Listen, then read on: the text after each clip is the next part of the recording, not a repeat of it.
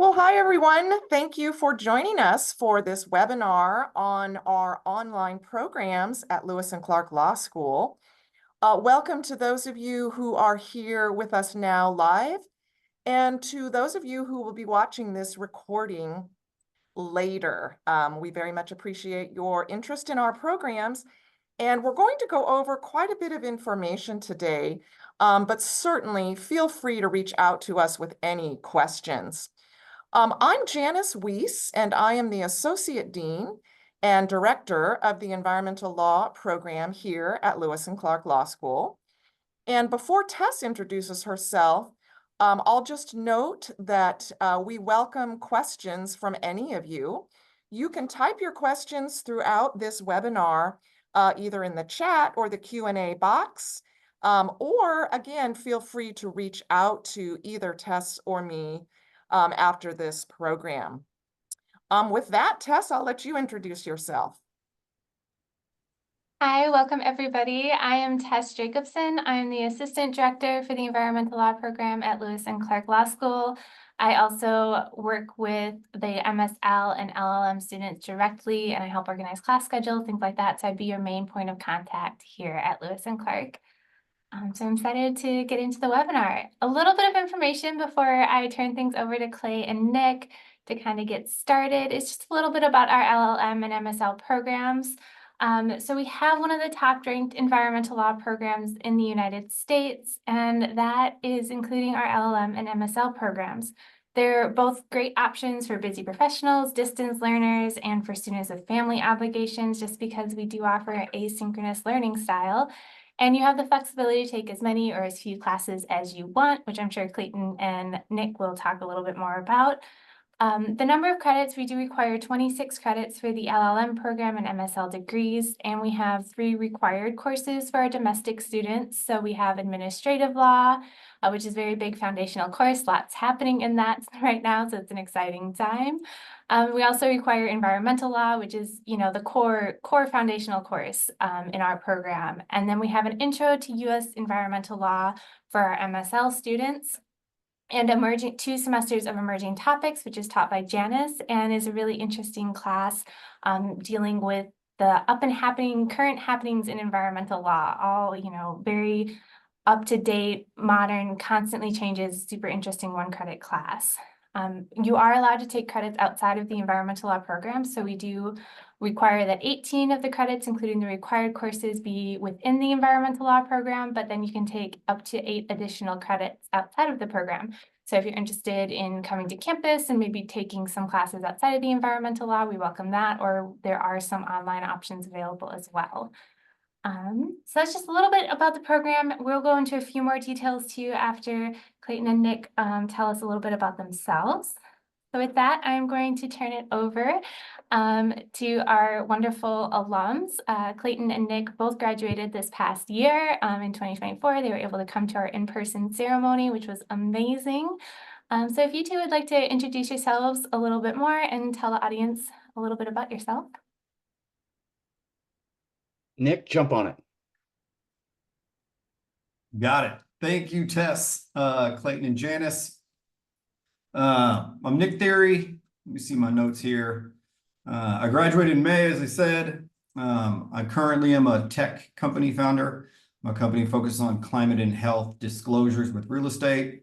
And then I completed the MSL in natural resources and energy law. What drew me to the MSL program was that I was looking to level up sort of my understanding of the renewable energy policy landscape and transition into understand the larger picture of risk mitigation and just how all the pieces sort of fit together. And the online format and the asynchronous learning option just made perfect sense for me. So I didn't spend a ton of time looking at other schools. I know that Lewis and Clark has a #1 program really in the world. And so once I got in, that was the decision I made, and I'm happy I made that choice.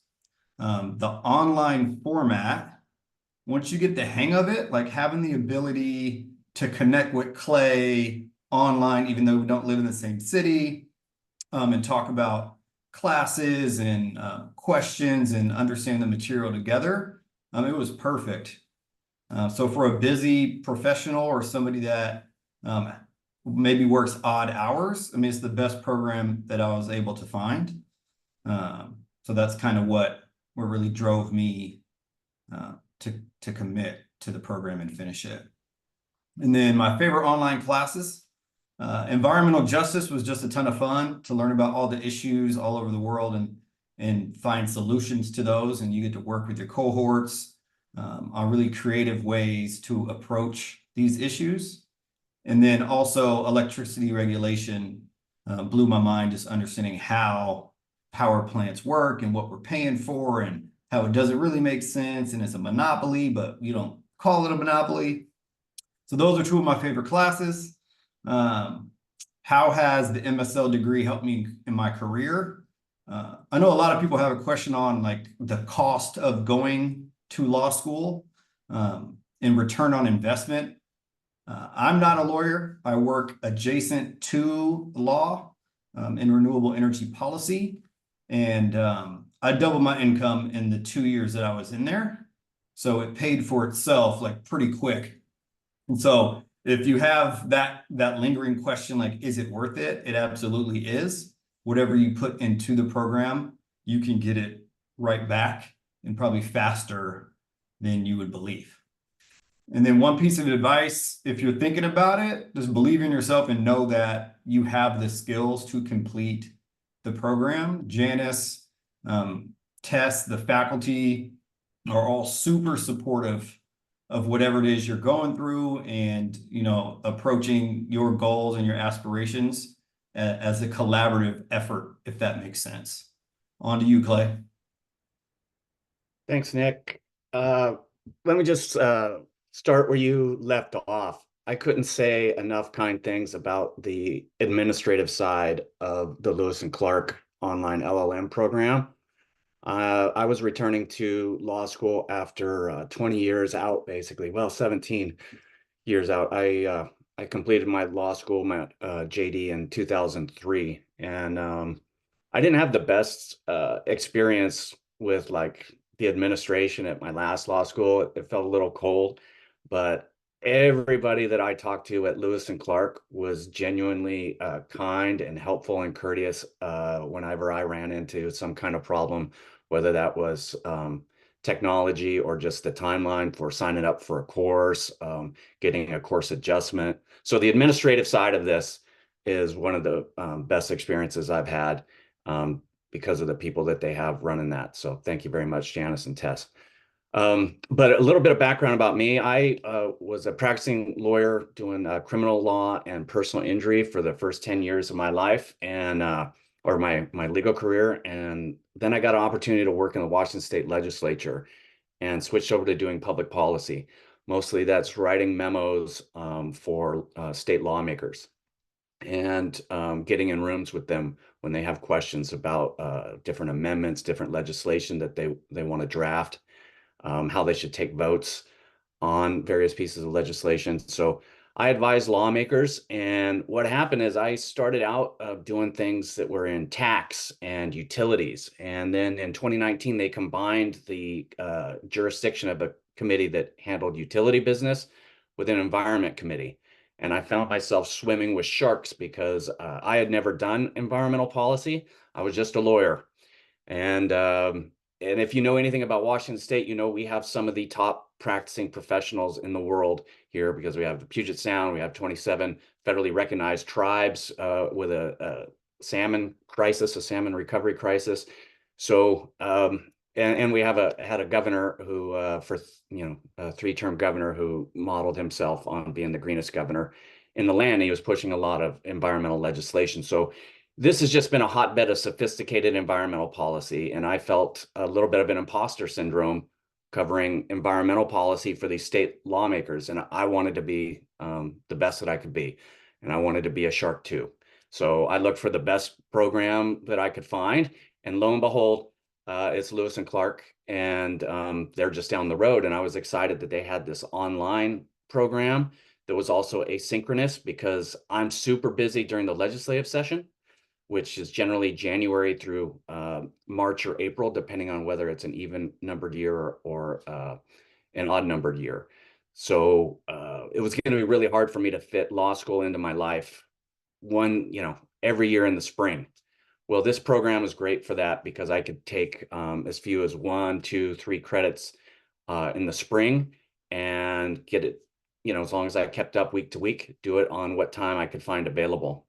And then do more courses in the summer and in the winter when my schedule lightens up. So anyways, that's how I got into the program and how it's helped me in my career. First of all, like Nick, I immediately leveraged my acceptance into the program into a pay raise. I went to my chief of staff and I said, look, I'm going to commit. You can't pay for this type of extra legal education as a benefit. I'm a state employee and they don't pay for you to go get these kind of degrees. But I said, what you can do is you can increase my salary and I'll pay for it myself. And you'll want to retain the best people you can, the type of people who will go do above and beyond what's normally called for in their job description to stay at the top of their game. And I got a nod and head from my chief of staff. And so I've been making more since I got accepted to the program than I otherwise would have to offset tuition. Since I've graduated, I've got an interview with a Fortune 500 company, second round of interviews doing government relations work. Not sure if I'll accept that, but I'm really glad that I'm competitive in a global applicant pool to be interviewed by a Fortune 500 company that's heavily regulated in the environment space. And I definitely, in my second interview, the hiring manager was all about your resume is really impressive. So I think this program really helped with that. And I had another job offer that came unsolicited to go back into litigation after 10 years of being out. And I think publicizing the fact that I did really well in this course was really helpful in seeing some opportunities come my way that otherwise wouldn't have. So I got a decision in front of me, whether to do public policy work or get back into environmental litigation. And those are exciting options to have as a mid-career professional to see your world of opportunities opening up rather than closing off. And so if that's what you're looking for, I definitely recommend this program. Tess, I'll just break there. Hopefully I'm not going too long. I do have some comments about some of my favorite courses and things that I could go into, but if you want to save that for later, let me know. Well, we got one question, so we can maybe answer this question, and then if you want to talk about some of those other courses, it does kind of deal with courses. But we had someone ask that you both mentioned that it's good for working professionals, busy people. So how much reading is required weekly? Is it possible for someone working 40 hours a week to accomplish that? I found it. I found that it was. It depends on the course, but the syllabus. I have found every professor prepares an excellent syllabus, and you should think about starting slow, maybe in the first couple semesters with just one course. Like I started in the summer with administrative law, and other courses have a higher reading requirement. And so, you want to just sort of budget time accordingly. But the syllabuses are easy to follow and they've been very thoughtfully produced. And I found that in every course, the amount of work was, doable. Nobody was looking to sink students. They were trying to help students get through a course, well-paced, a little section every week for 10 to 12 weeks. And a 10-hour commitment, basically, I think will get you excellent marks and should be enough for a 3-credit course, 10 hours a week, to really both do the coursework, the lecture, and outline and respond to the discussion boards. Yeah, and I'd agree. I think in addition to 10 hours getting it all done, you could feel good about the work you've done too in 10 hours. You can probably get it done in 7, right? If you're really pressed on any given week. But if you got 10 to 12 hours, you're gonna be very happy about the product you put out and the stuff that you're retaining as well. And I I was would just probably a little add, slower than most because I like to go slow at those lectures and build my outlines off the lectures. So yes, timelines will vary depending yeah. on, if your goal is to crush every exam or just get the credits. And I think that's a really good question and great responses, Clay and Nick. And I would just add one thing that we noticed, right away when we first began offering these degrees online, is that it is really steady work throughout the semester. Clay was noted the module system, that there's sections and modules, and you've got a video and some readings and a discussion question or a quiz, depending on the course, that really helps you see if you're keeping up and getting the material along the way. So it's pretty steady work throughout the semester, which pays off, students tell us, at the end because you've had to keep up. So we all know that sometimes in in-person classes, you can kind of put some stuff down at the back end, right? And you may find yourself really having to catch up and do your outlining and your notes and all that stuff. You attended classes, all the things, but there's something about the online format that really keeps you, moving through the material. So I think that makes it good to sort of plan around if you've got a full-time job. And also, hopefully you feel better prepared for the exams at the end because of the check-ins that happen through the semester. Yeah, I'll piggyback on that just a little bit because I was going to make a remark about the modules online. The value of this is you get to see what other students would say in response to discussion prompts, but only after you have composed yours. So there's no sort of cheating and borrowing from other people's work. But the feedback is so much better than I got being in law school, because after I've written my response and I get to see what other students have, I get to see how well they have structured their response, how well they have composed their statement of a given law or principle that was from the readings, and compare it to my own and get a real good sense of, hey, how well did I pick this up compared to 2 or 3 other shining stars who are in the program?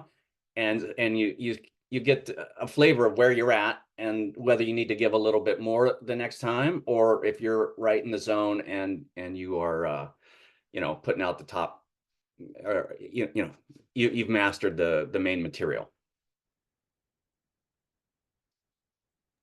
Great. Clay, did you want to mention your favorite classes before we move on, or Yeah, ones that really resonated? 2 great courses to talk about. I was so privileged to be able to take environmental law from Craig Johnston.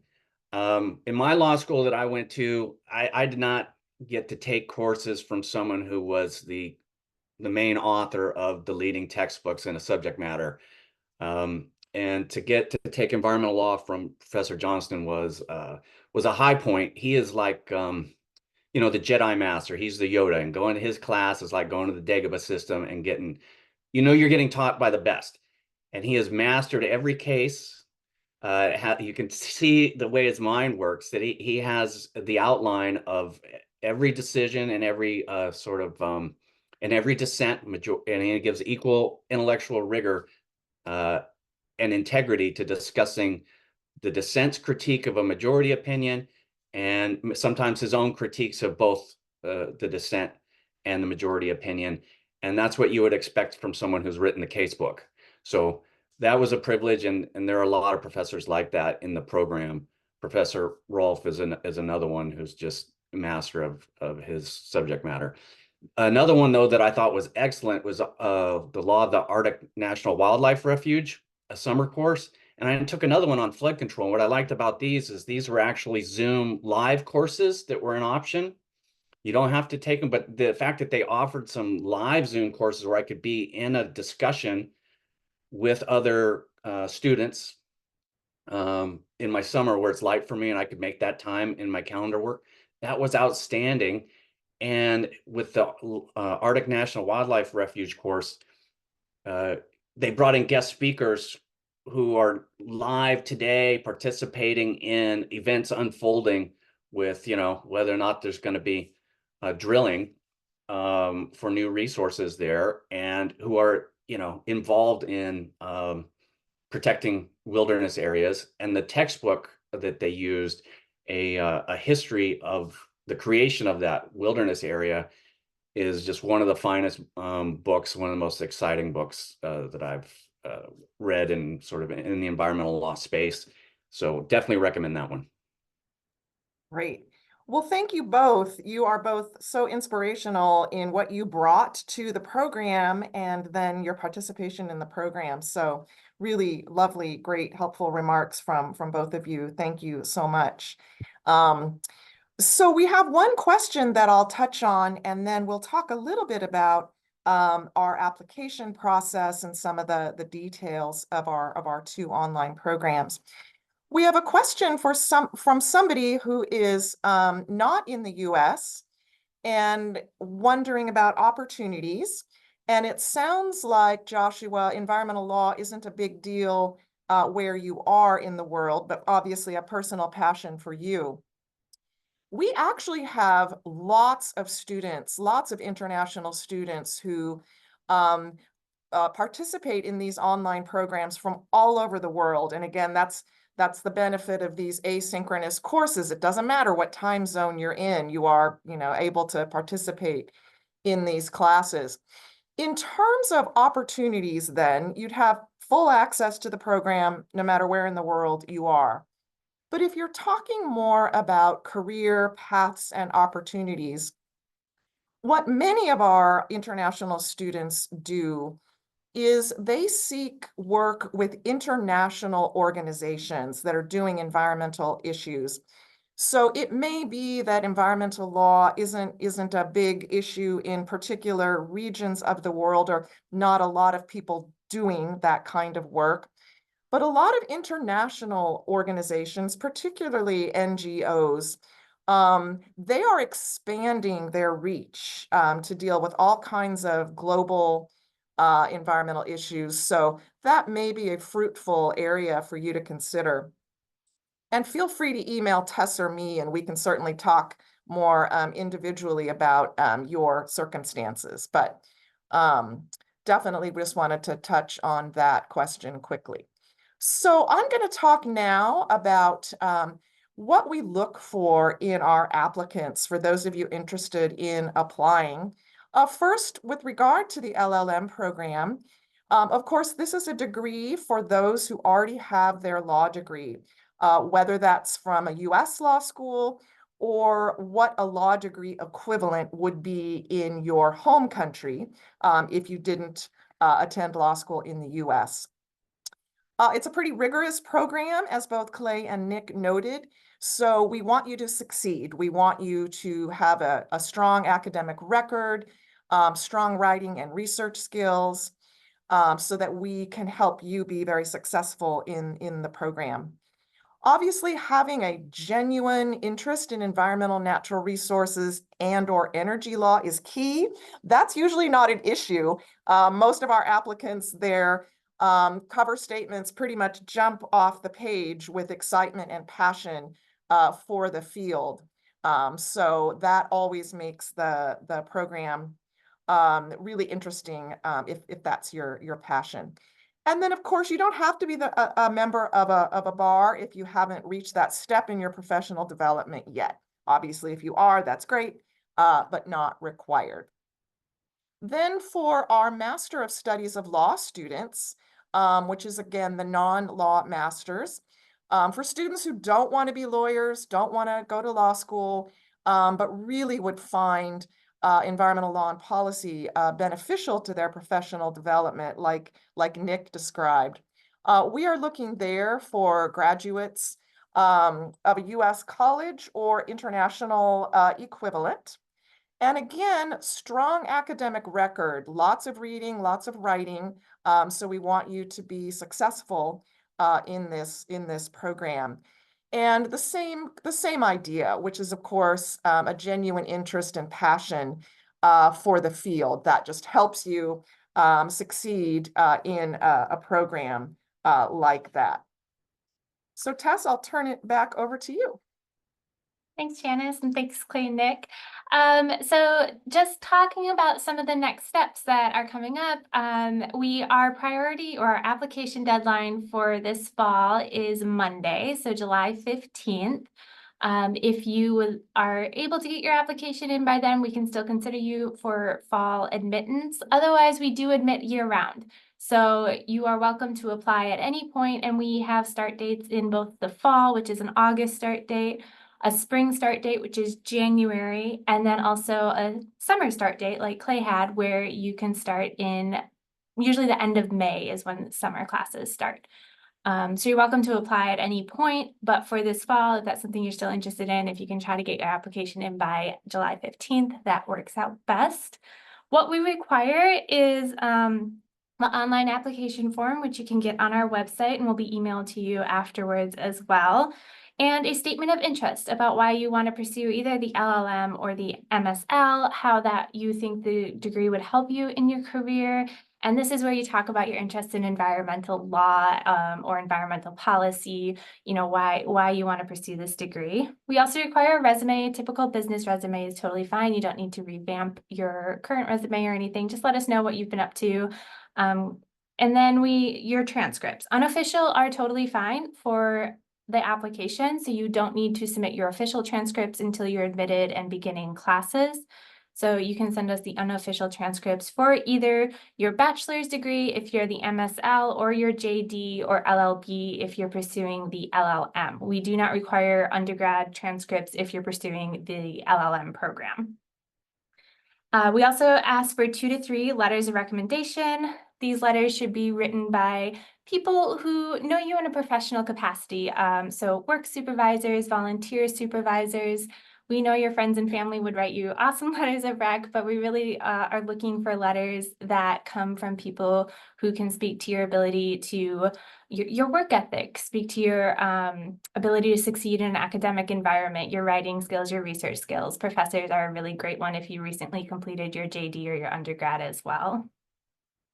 And then for MSL applicants, we do ask for a 5 to 7 page writing sample. We don't require this for LLM students, but this can be on any topic. It does not have to be environmental in nature. So, you know, a paper that you wrote for undergrad is perfect. If you've graduated undergrad a while ago, you know, something that you've written recently for a work product or something is great as well. Just redact any private information. And then for international students, we have a TOEFL score of 100 or an IELTS score of 8 or other evidence of English fluency. So if your undergrad was taught in English, or if you can sufficiently prove English proficiency through an interview process and writing samples, that's okay as well. And I think that was what I had. If we have any more questions, we have some common questions that people ask, so we can definitely go into those, but I want to leave time for if anybody else has questions for Clayton and Nick. It's not often you get the chance to talk to current or recent graduates. Yes, so definitely pop any questions you might have in the Q&A or chat, but I'll toss out a couple of frequently asked questions that students may be interested in knowing. One actually I'll toss back to Clay and Nick. You both mentioned, you know, that you had busy schedules and that you fit the program in. One question that we get a lot when people are really picturing fitting this program into their lives is sort of what study habits did you employ, you know, while, you know, working and going to class, you know, handling it. Some people have families, obviously. Did you set aside specific time that you marked on your calendar for the online program? Did you fit it in as you could, depending on how your week was going?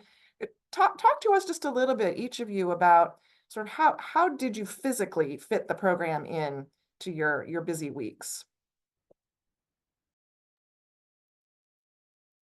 Well, you know, my forte in life is not necessarily organization, but it is, for me, trying to do a couple hours of reading at the first part of the week, and then I would use Friday night after work, or to watch my videos, watch my lectures, and complete the discussion prompts by 9. So I just committed, I'm losing my Friday nights.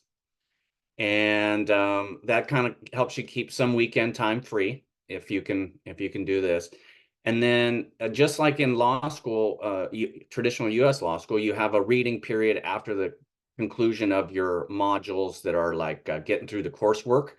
There would be like 2 weeks before the exam actually opened up for you to take the exam. And I would always just sort of plan on a little bit of time to put an outline together instead of doing the actual coursework those weeks.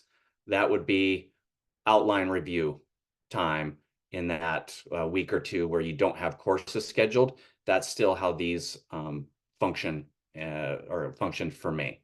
And so that's it.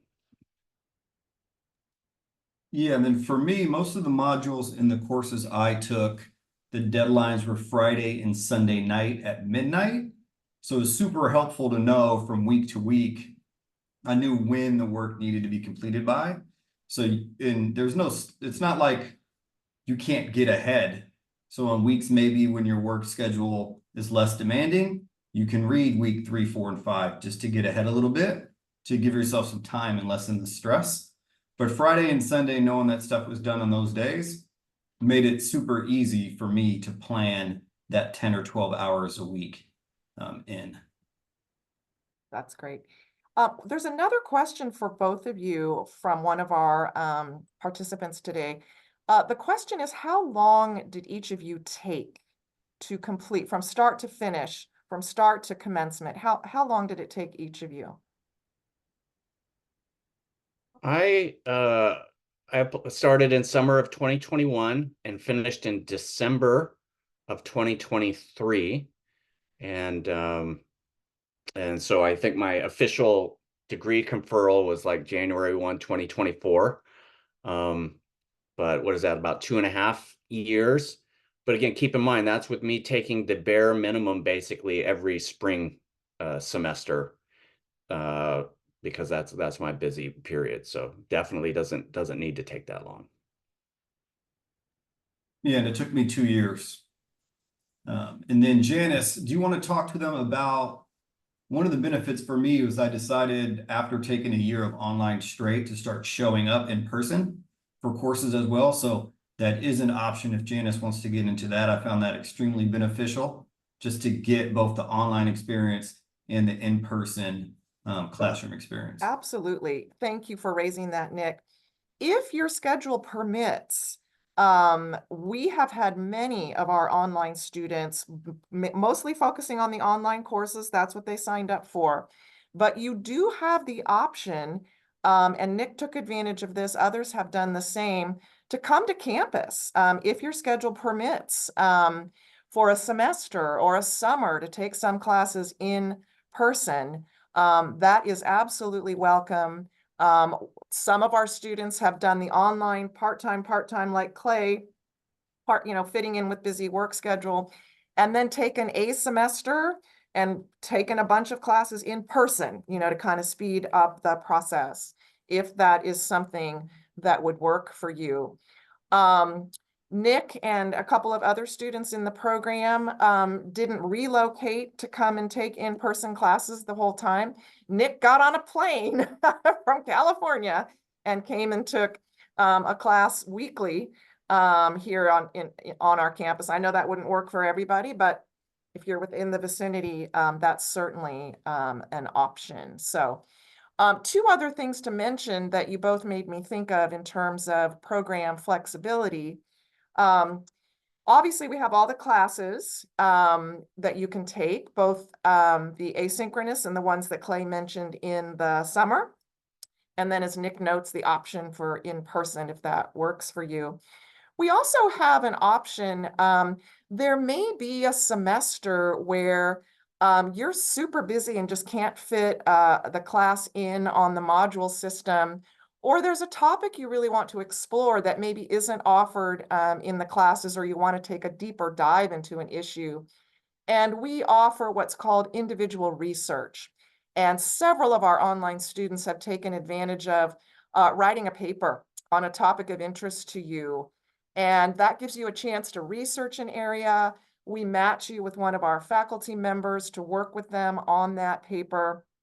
I just throw that out as another option that students have appreciated as adding some flexibility to the program. Another option, particularly for those of you who may be looking for a real career pivot.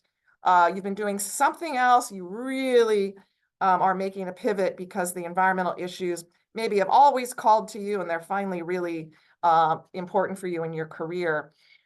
If your schedule permits, we also can work with students on doing what we call an externship. That's what law schools call basically internships, externships, same idea in that you would be working for usually a government or non-governmental organization doing environmental work and earning credit towards your degree. So I mentioned that as well. If you need to sort of add to your professional portfolio with some practical experience, we certainly have had online students do that in various parts of the world and the country as well. And let's see if we've got some other, oh, thanks, Tess. Tess has been popping into the chat our curriculum and the summer classes that Clay was talking about, which really have become quite a nice addition for an online student to pop into those short courses in the summer. A couple of other questions that we frequently get. What on-campus services are available to us as online students? So our career services office is very much available to our online students. I really want to emphasize that. They help review resumes, they review cover letters, they do mock interviews to prep you, particularly if it's been a while since you've done an interview or perhaps haven't done one in the environmental field. They work closely with Tess and me to help make suggestions about places that you should apply and look for depending on your interests and where you want to be in the world. And our career services office does webinars with our online students. Each semester, we have a separate one for LLMs and a separate one for MSL students to really drill down on the resources available. So I want to throw that out, that is absolutely an open office for all of our online students. And then, of course, Tess is our main contact for helping students with their curriculum, making class choices, giving you a sense of what the classes are like. I help with that as well. So you've got a lot of services that hopefully are helpful as you navigate the program. So you don't feel like you're forgotten out there in cyberspace. You know, you can certainly feel connected to us, you know, here in Portland. We try very hard to do that. So feel free to use those resources. And just related to that, I want to mention we have a lot of alums out there in the world in the environmental field. We've been doing our JD environmental focus since the 1970s, since environmental law was becoming a thing. So we have all these JD alums for all of those decades out there doing really awesome environmental work. They are so happy to help our LLM and MSL students with their career searches. And then we have LLM and MSL alums, wonderful alums like Clay and Nick out there doing all sorts of incredible things. So the three groups of students out there in the world are all really helpful resources in terms of career advice.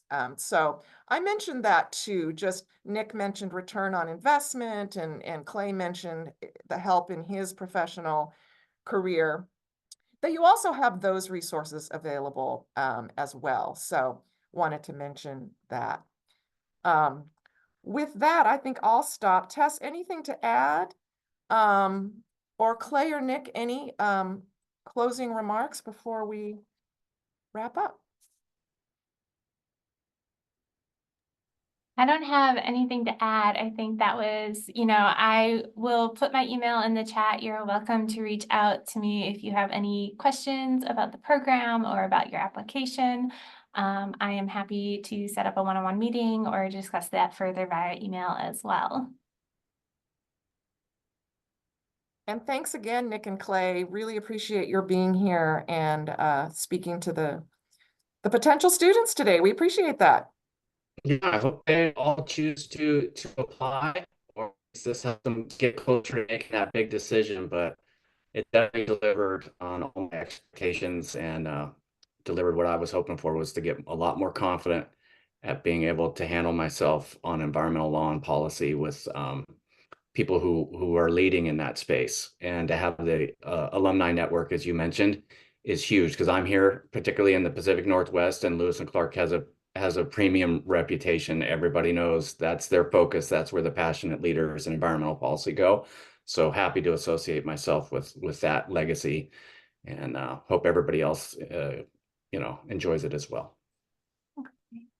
Great. Well, thanks again, everyone. We appreciate your time, and we look forward to hearing from any of you who have additional questions, who are interested in the program. Thank you very much.